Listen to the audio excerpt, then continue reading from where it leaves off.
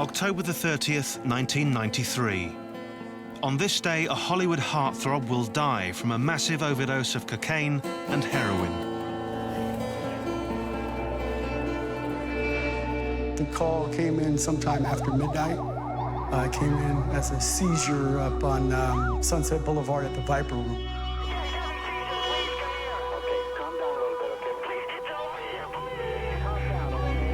I walked out and I literally cartwheeled over him.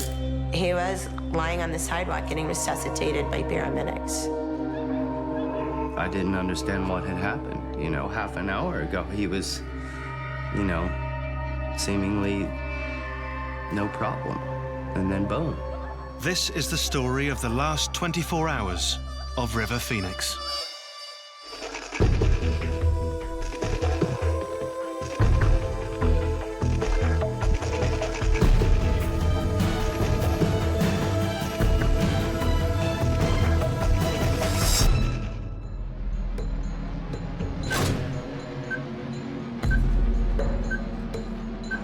Los Angeles, Saturday, October the 30th, 1993.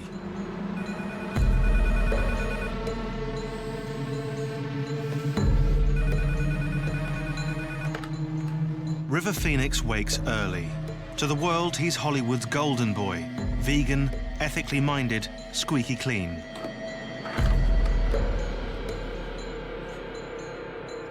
The truth is very different.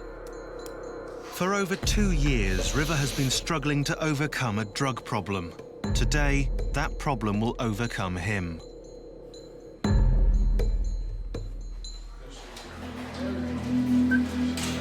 River is working on a film called Dark Blood. He's been on the film for 2 months and has stayed off drugs all that time. But when he arrives for the last day of filming, director George Slauser notices River is behaving strangely. There was a difference in, I say, body language. He could not judge distances perfectly well, and his walk was a little different than normal. He was someone who would never sit longer than, I think, 20 minutes without standing up from a chair. And that day he sat maybe for an hour without moving from the chair. He had been taking drugs the night before. That was obvious. River has an on-again, off-again drug habit, but recently he's been finding that habit harder to manage.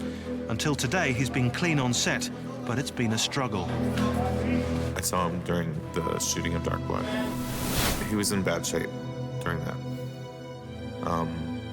And I think that had more to do with the drug problem at that point. That it was a difficult film.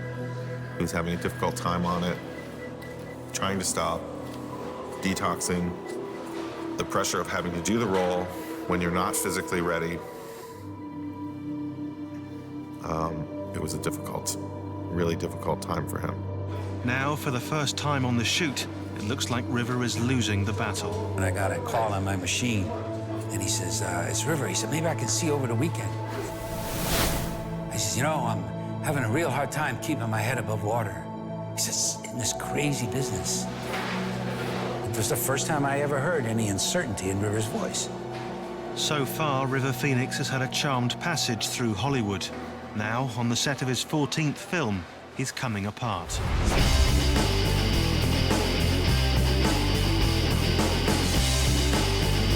River was 9 years old when his family moved to Hollywood. By the time he was 15, he was already getting noticed. He just had something special. The first time I laid eyes on River Phoenix was when I was casting my movie, Night in the Life of Jimmy Reardon. I'd come from lunch and somebody said, well, you're gonna meet this kid named River. I said, River, is that his real name? And she said, yeah. I said, she said, River Phoenix. I said, whoa, what a name. I walked into the little reception area, and this kid stood up. And as he walked over towards me, I saw this light around him.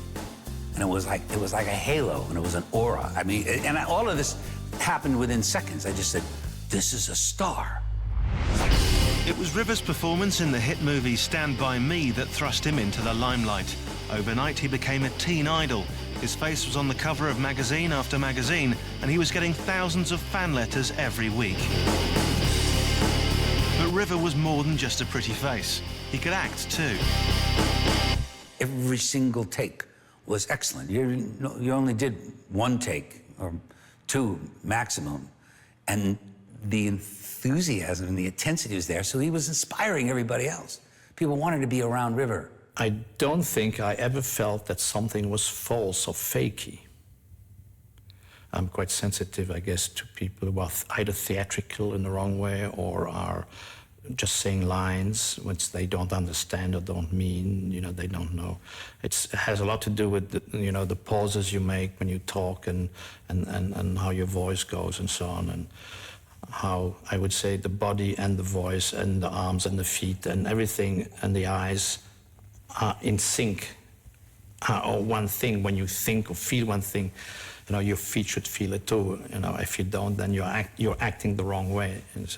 And River, in that sense, was absolutely an actor, because I felt that his whole body was participating. Soon, River was on Hollywood's A-list. He was Oscar-nominated for his role in Running on Empty, and his part in My Own Private Idaho won him the Best Actor award at the Venice Film Festival.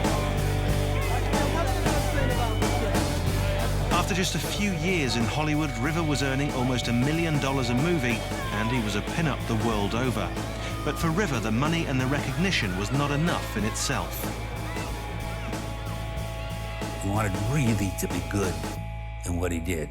So at that level, you might say that his fame and his success was an adversary to his peace, and that he was being seen. And also knowing that his family came more and more to depend on him, because he was the main breadwinner for a clan. Aged 17, River found himself supporting his parents, 4 brothers and sisters, paid staff, and hangers-on. He was the golden child who went to Hollywood, became a movie star, and so he had the pressure of having to support his family, to bring in income. I can only imagine that it presents a kind of pressure that, so when the work stops and you're like, ooh, what am I gonna do next? Where's the next job coming from? I know I'll get something, but, what do I do in my downtime? How do I take the pressure off? I think that's another avenue where, partying and drinking and, having that kind of life can really, present itself and as a healthy alternative. This kind of like, oh, I need this because I'm gonna have to go back to work again soon, and I'm gonna have to stay clean for that, and I'm gonna have to, I just want to be me for the small period of time, and I just want to have the pressure off. He had a lot of pressure. It's a big family to have to support and to feed and to house and clothe. The pressure on his young shoulders was enormous, and from time to time he needed to escape. Music was one release.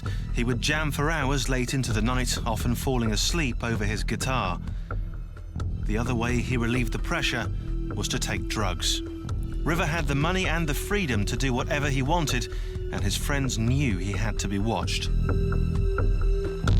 With River, you always had, someone had to be there. Someone had to chaperone his drug use. And if they didn't chaperone his drug use, it was dangerous. It was always dangerous.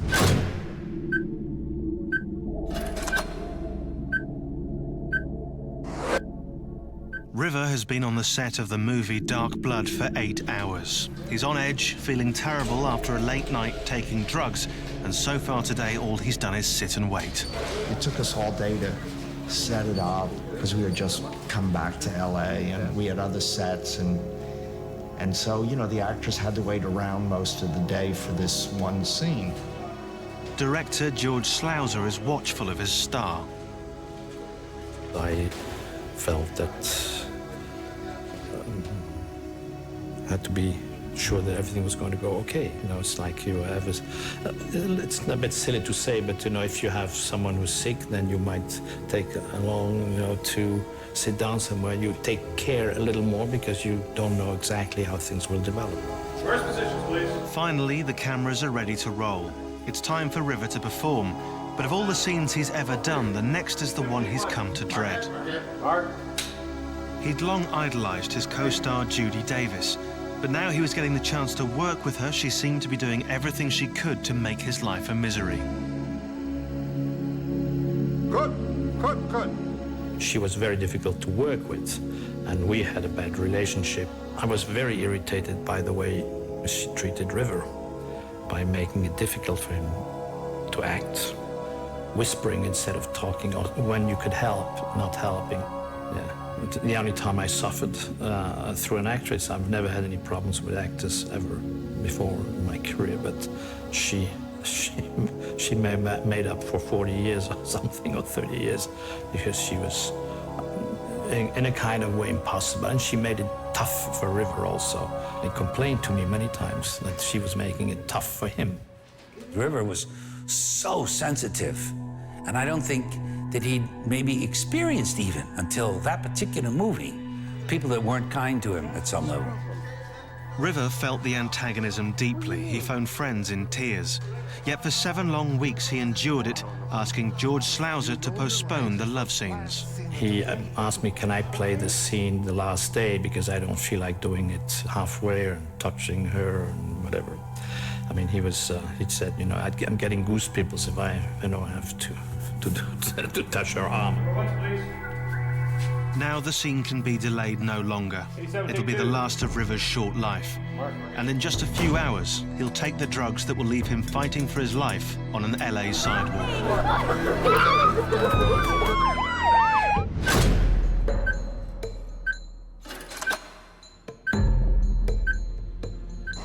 River Phoenix has 16 hours to live. He's on the set of his last film, Dark Blood, and he's in a bad way. He's edgy and nervous about the next scene. It's a love scene with Judy Davis, a woman he says makes his skin crawl. But so far 3 takes are in the can, and River has held it together. Now it's take 4. Mark it. Mark. Frame. Action. Somebody's gonna die. Believe me. The scene is over and the shot should have ended when the director shouted cut. But when the crew gathered 2 days later, after River had died, they realized something very strange had happened. At the end of the 4th take, it was cut, wrap, to print. The lights came down, and River became this perfect silhouette, lit by these candles, almost like you're in a church.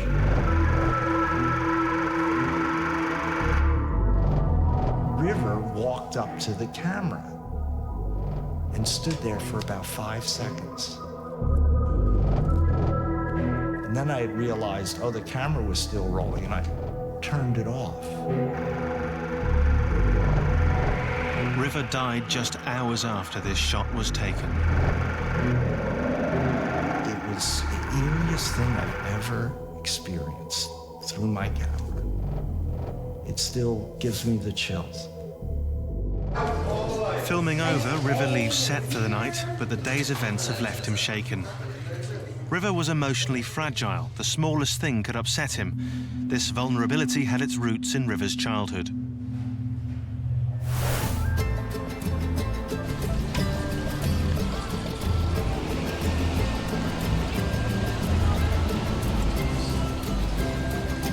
River spent his early years on the road in Latin America. He wasn't River Phoenix then, he was River Bottom. His parents, John and Arlen Bottom, were missionaries for a Christian cult called the Children of God. River's dad, John, held the grand title Archbishop of Venezuela and the Caribbean. They went wherever God sent them. Mexico, Puerto Rico, Venezuela. It was an unsettled existence. They had no friends, no home. Often struggling to make ends meet, they trusted in God to provide. Actually, it was often River. At the age of 5, he and his younger sister Rain were busking on the streets to feed the family.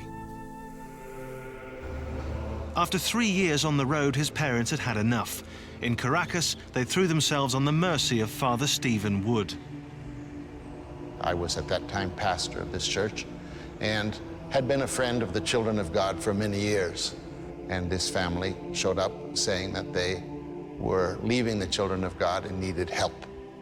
They had decided that they could no longer accept the directions they were receiving from headquarters, they found them increasingly at odds with what they read in the Bible. The Children of God would later become notorious for their ideas about sex. Teaching that sex was just another way of showing God's love, couples often swapped partners. Children were encouraged to sleep in the same bed as their parents while they made love, and children were to be initiated into sexual practices at the age of 4. Whether River was involved in any sexual practices has never been ascertained. His close friends refused to talk about it. Soon after these practices were advocated, his parents wanted out, but their decision left them stranded. They found themselves in a foreign country with absolutely no funds, no place to live, no money to buy food for their children, and no way to get back to the United States, which was their goal. They asked for hospitality and help. Meanwhile, they were going to try to earn enough to eat out of and then to see how they would somehow get back to the U.S. Father Wood gave them room and board, and in exchange, River and Rain performed Christian songs during Sunday service. The most well-known was that You've Got to Be a Baby, but River sang it not just in Spanish, but also in English, French. He sang it in Japanese and Swahili. I'm not sure that he was all that great of a singer, but he was a little kid. He was a great entertainer in his singing. And the fact that he could even play this huge guitar, this guitar that was so much bigger than him, was impressive. It was our most popular service, and it was literally standing room only. But he had the attention of absolutely everyone, while his little sister was out kind of working the crowd. I think on the streets where they had been trained, she would be going around asking for money. But here it was just kind of get the people to clap and to sing along. After 4 months, Father Wood found the family a way back to Florida on a cargo ship. On arrival, they changed their name to Phoenix to symbolize a new beginning. But River's early years would leave their mark. He told me he suffered from the upbringing. I guess part of his, vulnerability and fragility, which is also part of which why he's a good actor, is maybe due to that background. You can become strong because you have this kind of tough childhood, or you can get obviously traumatized. So I think it's a bit of both. River was vulnerable. He took the knocks of everyday life hard, and drugs were an easy escape.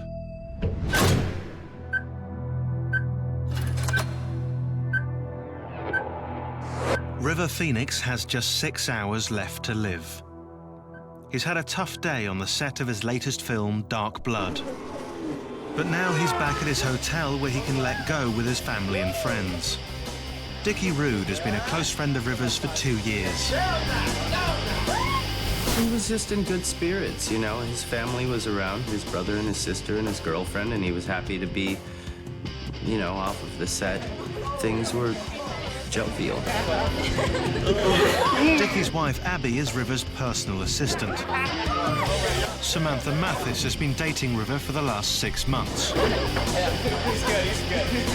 And some of River's family have flown in to see him. Joaquin, his only brother, is here. And so is Rain, River's sister, who shares his passion for music. Yeah, Rainbow Leaf, Liberty Summer, they loved River dearly. He was the best older brother ideal you could imagine, nurturing, caring, protecting, and would go to him for advice. And he had, a great deal of experience with all of their emotions and differences.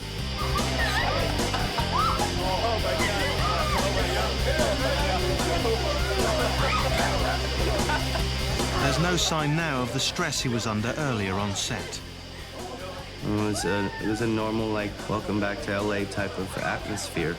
He was great. He seemed to be completely on his mark. There was no clue as to any kind of haywire going on or potential for that.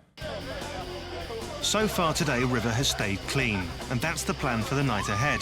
He wants to keep a clear head because he's been asked to play at one of LA's coolest new clubs, the Viper Room. River is due to appear alongside one of his music heroes, but tragically, he'll never make it onto the stage. The movies dominated River's teenage life. They had to. They were his family's bread and butter. But River had grown up playing music. It was his all-consuming passion. When he wasn't working as an actor on my movie, he was playing the guitar or he was writing music. He was always creating. I remember going to his room a lot of times, and it was music books and song and notes and everything for his music. Because one of the memories I have is River's hair hanging down over his face and River hanging over a guitar. And so I remember seeing him a lot working on his music because he loved music. According to him, it meant to him more than the acting. Like, for him, the music, he was more into music than into being an actor. He wanted to be a musician. At 17, he got the chance to do just that. The family moved to Gainesville, a hippie town in Florida famous for its music scene. They bought a large ranch just outside the town and employed Dirk Drake as the family tutor. And when Dirk first met River, he recognized a passion for music. I pulled up into the driveway, and there was a room that perhaps had been a garage, I'm not sure, but had big sliding glass doors, and I got out looking around. And when I came through, this teenage kid pops up, and he's got an Ovation guitar, and he's all excited to show me the engineering of it.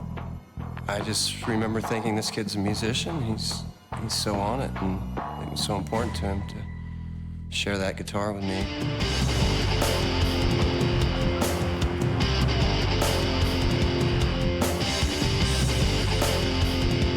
Gainesville had a thriving music scene in the mid-1980s. This was the first place that the emerging punk rock, post-punk rock scene was happening. And I think putting the band together was a primary focus in coming here and finding musicians that would be complementary to the songs he'd written and the tastes that he had. In 1988, River formed Alika's Attic with his younger sister, Rain. He threw himself into writing, turned the garage into a rehearsal studio, and booked the band on a 2-week tour of the East Coast. He put everything into the band and secured a 2-year development deal with Island Records. If, in that time, the band could produce a good demo tape, they would finance an album.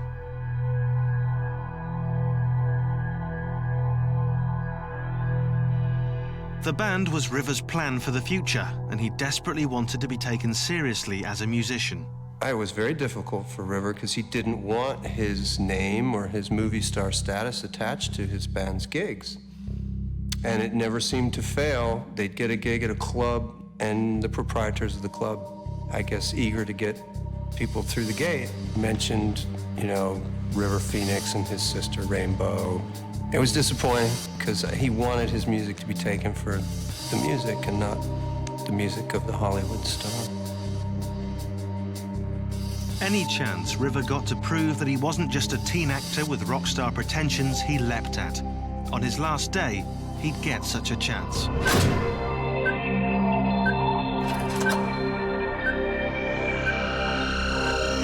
River is letting his hair down after being on set all day.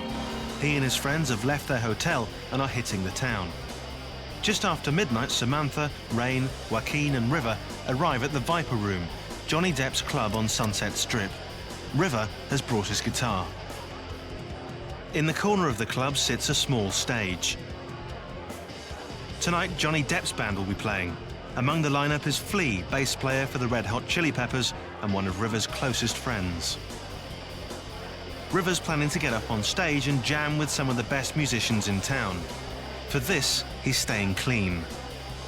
Pleasant Gaiman, LA columnist, is also in the crowd. It was very smoky and very crowded. It was a mixture of Hollywood hipsters and band people and people that just wanted to see Johnny Depp play in a band. You know, just, you know, some giggling, teeny boppy kind of girls. The rock scene then was really fertile in Los Angeles. It was, you know, there was a really hugely thriving underground rock scene, and the clubs had a decent crowd. They were very crowded, but they weren't overpacked with just people milling around not knowing what the hell was going on. The Viper Room, it was actually one of the first, like, cool clubs. It was trying not to be an underground shithole. There was, like, big, burly, giant security men there with earpieces and the whole velvet rope mentality, and it was really excessive. It was really Hollywood. It was really just gross. Samantha, Rain, Joaquin and River find a booth at the back of the club. River's waiting to get on stage. The lineup tonight will include Al Jorgensen of Ministry, Gibby Haynes of the Butthole Surfers, and of course Flea from the Red Hot Chili Peppers. River's happy. He's staying away from drugs so he can jam with his close friend Flea. But that's not going to happen.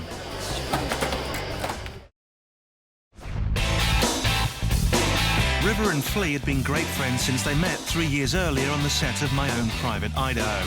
Flea, a sometime actor, had a small part in the film. Filming began in Portland, Oregon, and almost immediately cast and crew realized they were involved in something special.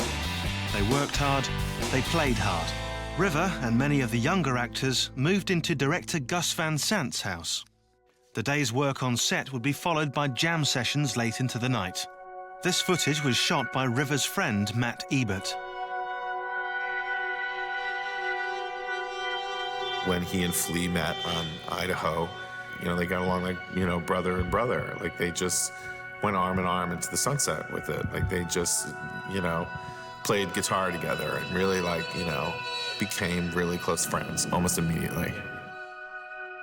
Flea was fascinated by River's talent as an actor, and River is a fantastic actor who is wanting to be a musician, so it's a natural attraction and a natural source of friendship and learning for each other. He loved him. He loved Flea. River was crazy about Flea. From this moment on, River and Flea became inseparable, and on his last day, Flea would be with River until the very end.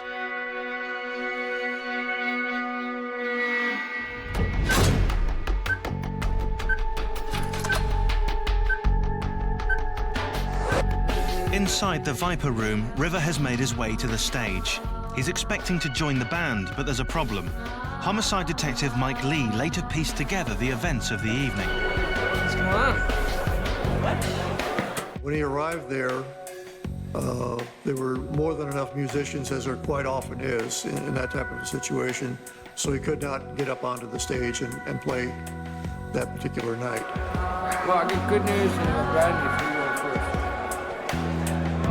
Give me the bad news. Give me the good news. I love you. But you can't play the night. You're serious. I heard through some of the people that we talked with that Flea was the one who said, no, you can't come up and play. Play bass. Mr. Phoenix was disappointed that he wasn't able to get up on and join in the jam session, and because of that disappointment, he elected to get into the drugs. River idolized Flea as a person and a musician and was excited about playing side by side with him on stage. Now he's been shut out, he retreats into the crowd and begins to look for drugs.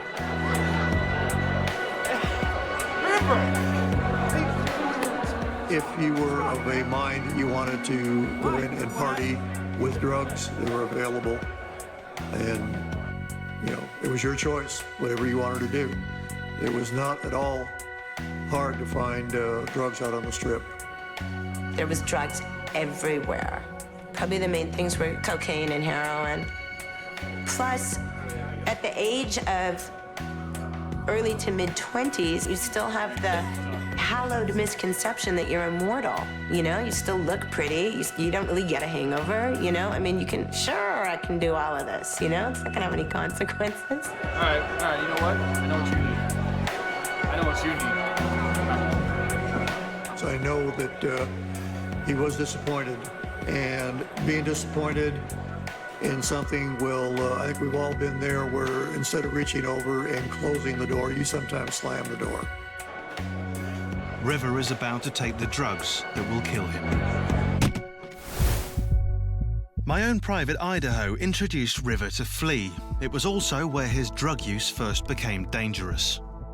By 1989, River had played some interesting roles, but they were all safe, chosen for him by his mother and agent as suitable for the River Phoenix image. Yet River longed for something different, dangerous and adult, longed for a role he could call his own. The script for My Own Private Idaho offered that role. This was an art house film about male prostitutes based on a play by Shakespeare, about as different and edgy as River could have hoped for. It was very, very cool at that point in time in youth culture to focus on the dark side and focus on the beautiful loser and the romantic lost boys and girls of our culture. And River was attracted to that and curious about it. And this was his chance to jump into it. His character, Mike Waters, was a heroin-addicted rent boy, and River was determined to do the part justice. With his personal assistant, Matt Ebert, River spent days hanging with rent boys on the streets of Portland, Oregon. Now we're mixing ourselves up with street kids and, you know, boys and girls, young boys and girls, and the drug element is there. We have dealers, we have Johns, we have, you know, we're kind of on the underbelly of all of Portland, trying to scrape up some history. We're going to bookshops and, you know, little bathhouses and, you know, looking for any kind of seedy. We're looking for it because we have to recreate it. We have to, you know, do it, and we want to do it right. We don't want to just, you know, invent, you know, this for an audience. We want to create, we want to reflect it. And we want to do it honestly. He was really into research. He was very big on, like, okay, I got to learn all about these characters. We'd go into what they call Vaseline Alley, and we'd meet street hustlers, and we'd take them home and we'd interview them. Here I am walking in the motel room in my bathtub. Morning. I stand next to you, and I say, so you're gonna take your pants off. Mm-hmm. What is your reaction? Mind-boggling stuff, you know, like the lives you would run into with this. And you're thinking, you know, here I am with this. We're actually doing, you know, trying to find out what it's like to do that, you know, what these kids actually have to go through. And a lot of it was really painful, you know. And I think that while it can feed an actor, it also can be dangerous. You know, the closer you come to a really dangerous environment and a situation, the closer that environment gets to you, too. One of the fundamentals of acting is research. You know, there's a certain amount you can bring from within, but then there's a lot you need from without. And when we were on the streets of Idaho, and he was acting, and we were all acting with street kids who were literally heroin addicts, and you knew they were heroin addicts because they had tracks in their hands, and they talked about it on the film. So that River would try that would be, I can't imagine him not trying that, actually. I mean, being as young as he was, and as brave as he was. River had drunk before, smoked some dope, snorted some coke, but always in moderation. Now he knew no restraints. As the parties at Gus's rolled on night after night, his drug use escalated. Because I feel there's a theme. Xanax, Valium, Vicodin, Percodan, Percocet, you know, drug after drug after pill after pill after pill, smoking pot, drinking alcohol, snorting cocaine, snorting heroin or smoking heroin. We did a lot of drugs. You know, we did a lot of drugs. What had started as character research was now becoming much more dangerous. We're not made of Teflon. We're skin and bones. And, you know, I think that's when, you know, that's when his addiction really started to take off. However hard he battled it, the urge would always be there. In moments of stress or anxiety, the temptation would be hard to resist.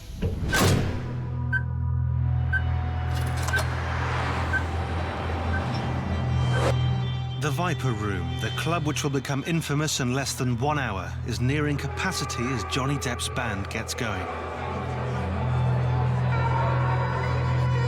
Upset that he couldn't get on stage and jam with Flea, Rivers scored some drugs. He heads into the bathroom to collect. Here he is coming off a period of a dry spell where he's working on a movie that's not going well. And he's frustrated and he needs release and he needs to relax. And all he can think of to do is, you know, go out and get loaded. Rain, Joaquin and River's girlfriend Samantha Mathis are in a booth at the back of the club. They're completely unaware of the horror that's about to unfold. He ingested a quantity of drug that appeared to be heroin and cocaine in powder form.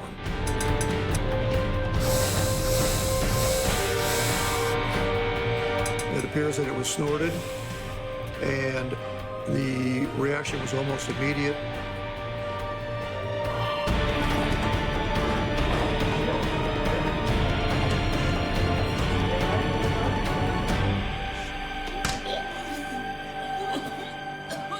River has snorted a speedball, cocaine and heroin mixed together. When it works great. When it doesn't work, you die. That's like Russian roulette. Several sources told me that the words were, this is too much, or words to that effect, too much, too much. River is clearly in trouble. Someone offers him a Valium to calm him down. His heart is beating wildly, misfiring. The cocaine causing it to race out of control, the heroin telling it to slow. He stumbles out into the bar. He has just 1 hour to live. River's drug habit really took hold after My Own Private Idaho. He began to spend more and more time in LA. Part of the reason was his growing friendship with Flea. But LA was dangerous for River. The crowds he ran with partied hard. It's hard to be young and cool and hip in Los Angeles with money and time and shitloads of exotic drugs at your disposal. There's a point at which drugs, sex, rock and roll can be personally, maybe culturally, artistically rewarding, and there's a point where they can be very destructive. And River was finding those boundaries. More often than not, River was crossing those boundaries. My band, the Ringling Sisters, was holding we used to do annual orphanage benefits. Anyway, at one of them we were having at the Roxy. There was a really cute boy passed out backstage in the hallway and just getting worse and worse, like sweating and just, looking like he wasn't getting up. And I was like running around being a stage manager and making, doing raffles with the audience and stuff. And finally, I looked down and I'm like, who is that really cute and really fucked up boy that's laying on the floor? We have to get him out of here. And someone said, that's River Phoenix. I'm like, that's River Phoenix? Jesus. In the periods between Idaho and going back to Oregon to work on Even Cowgirls Get the Blues and seeing him then, it was taking its toll. The drugs were definitely beating him down. And, his skin was getting bad, his hair was getting bad. Everything just looked rougher and, more ripped up. River's family were concerned about his visible deterioration and confronted him. But River refused to admit he had a problem. They were such a beautiful spiritual family and so supportive of him in so many ways. But, like most families, I think a little painfully unaware of the realities that he was going through in terms of the drug addiction. The family home had always been River's refuge. It was a place he could rest, recuperate, and clean up. But life at home had changed. The family was now attracting hordes of hangers-on. Many of them had drug habits and just wanted to party with the young movie star. Temptation was everywhere. I turned to River and said, a lot of these people are not very well educated and they're completely reactionary and they're just partying hardy and living a glamorous life from one moment to the next. And if they're fucking their lives up, it's not your responsibility and you shouldn't enable that. And if they're fucking your life up, then it's your responsibility to detach yourself from that. By his last year, River was working hard to clean up his act. But the temptation was always there. Clean periods were always followed by a binge. River's life became a struggle. Those months were tough. They were tough on everybody who was hovering around the supernova, because it all of a sudden just exploded and was gone.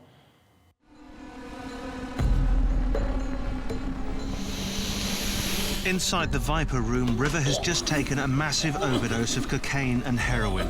His body is struggling to survive, but he can still be saved. He just needs help, fast.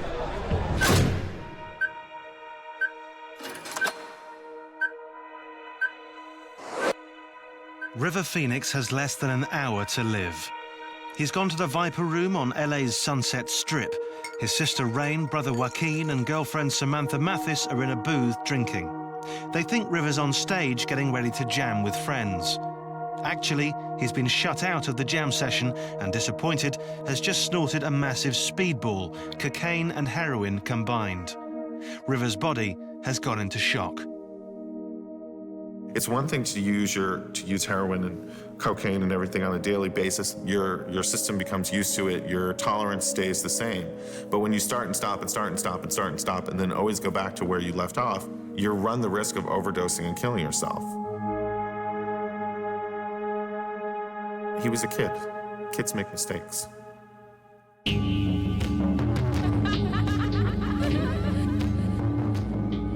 Back at the table, River's having a difficult time. It's obvious he's not feeling well, but no one's aware of the effects that the drugs are having on his internal organs. Toxicologist Dan Anderson later analyzed River's blood.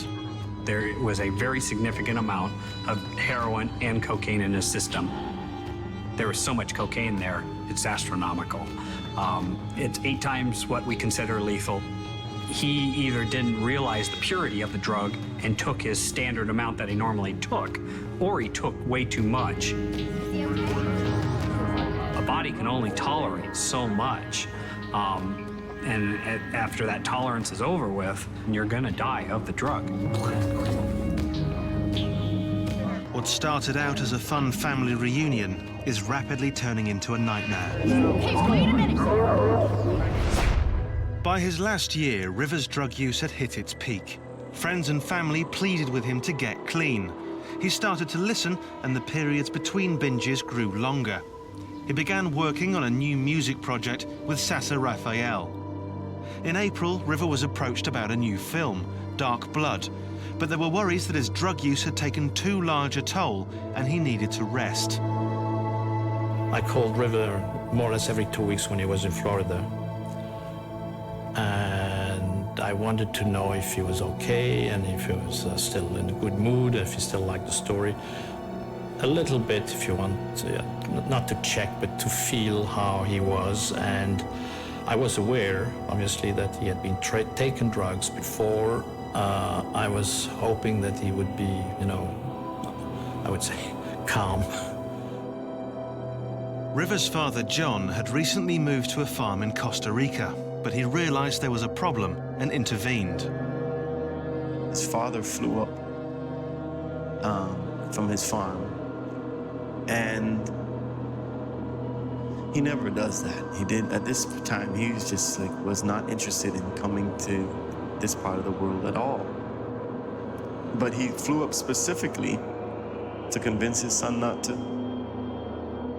go film the next movie. John was just saying, give it a break. I would hope that you can get back to the garden. Take a break. Don't do any more projects for a while. Come live in Costa Rica. Work in the garden. Let's get back to being a family. But River wanted to work with co-star Judy Davis, whom he admired so much. And he was the family breadwinner. He had some 30 people to support. He decided to do the movie.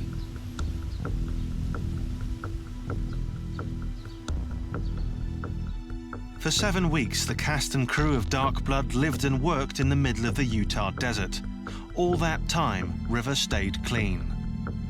I was quite busy, so that there were many times when I started to get the feeling I am so busy with, the preparation of the shoot and the cameras and the this and the that I was not spending maybe enough time with River.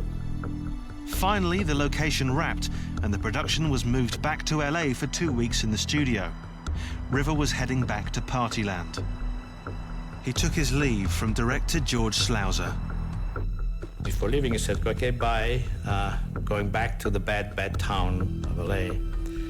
And I didn't realize what he meant with the word bad. Unfortunately, only after his death, I started to understand what the implications were in the word for him. 4 days later, River would snort the speedball that killed him.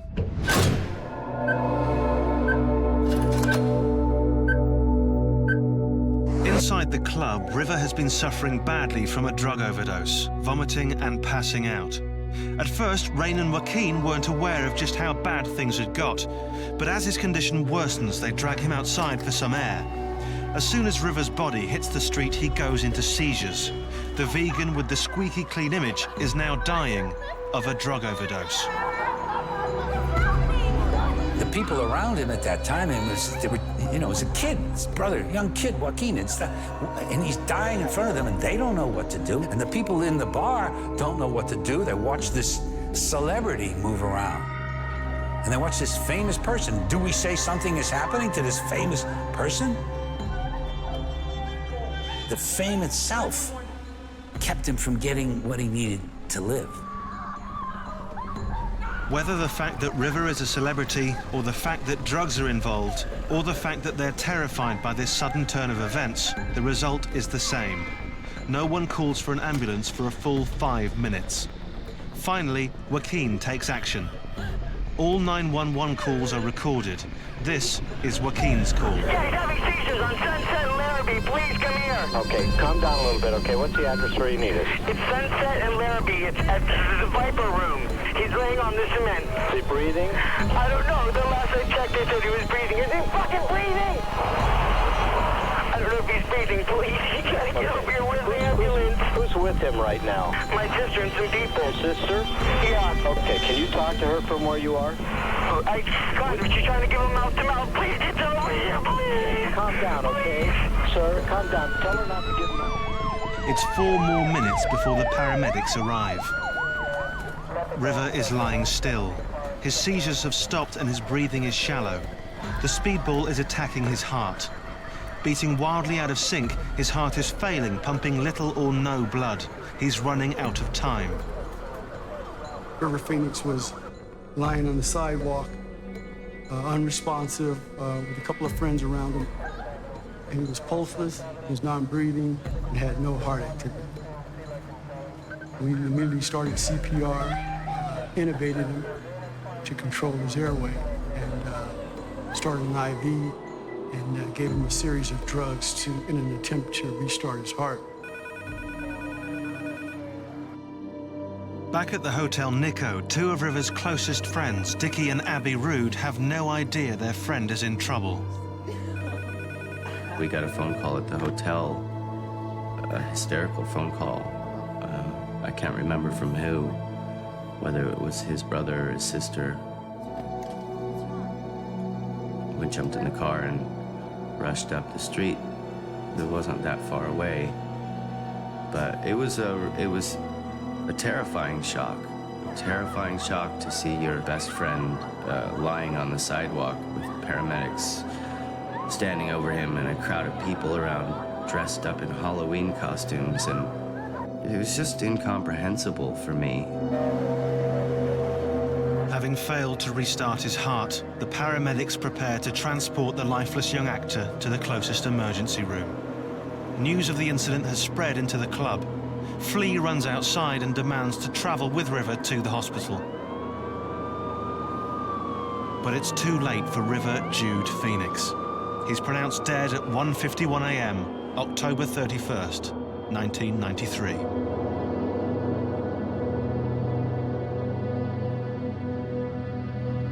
I remember when I heard about it, I remember where I was. I remember being just devastated, that he died that way, And I was surprised, despite thinking that I wouldn't be surprised. I've heard people say it was his time and he was ready to go, and that's bullshit. That's bullshit. He loved life and he cherished and nurtured life around him, and I'm sure his own would have been right there with it as something cherished and nurtured. I went with his sister and we brought his ashes home.